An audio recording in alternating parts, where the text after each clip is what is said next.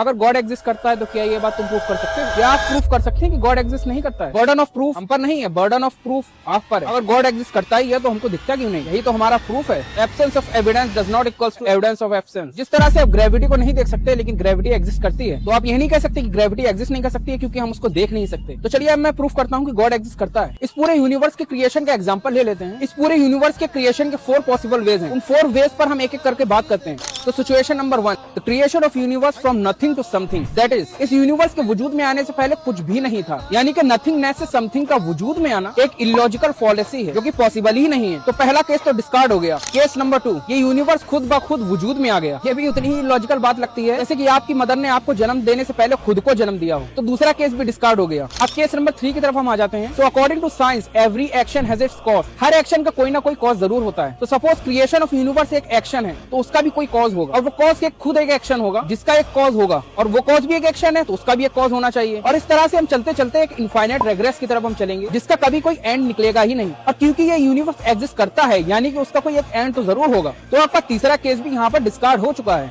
अब आते हैं हम अपने 4th केस की तरफ, यानी कि इस क्रिएशन ऑफ यूनिवर्स से पहले एक ऐसी नेसेसरी बीइंग का होना बहुत जरूरी है जो हमेशा ही से थी, जिसका कोई बनाने वाला नहीं, और वो हमेशा रहेगी। तभी ये यूनिवर्स एग्जिस्ट कर सकता है। और वो नेसेसरी बीइंग को हम लोग अपने टर्म्स में बोलते हैं God. That means Allah the Almighty. तो यहाँ से हमने प्रूफ कर दिया कि इस यूनिवर्स के एग्जिस्ट होने के लिए एक नेसेसरी बीइंग का होना जरूरी है। वो नेसेसरी बीइंग को ही हम लोग अल्लाह द अलमाइटी बोलते हैं। Hence proof God exist. लेकिन आप ये प्रूफ नहीं कर सकते कि गॉड एग्जिस्ट करता ही नहीं। According to National Academy of Science, science doesn't have a proof of the non existence of a God. लेकिन आप ये क्लेम करते हैं कि गॉड एग्जिस्ट करता ही नहीं, यानी कि आप साइंस से भी एक कदम आगे चलकर ये दावा कर रहे हैं। यानी कि आपका ये दावा बिल्कुल ही बेहुदा और घटिया है। तो नाज़रीन, इस 2 मिनट की वीडियो में हमने प्रूफ कर दिया कि गॉड एग्जिस्ट करता है। इसी तरह के इस्लामिक नॉलेज के लिए हमारे चैनल को ज्यादा से ज्यादा फॉलो करें। अस्सलामु अलैकुम व रहमतुल्लाहि व बरकातुहू।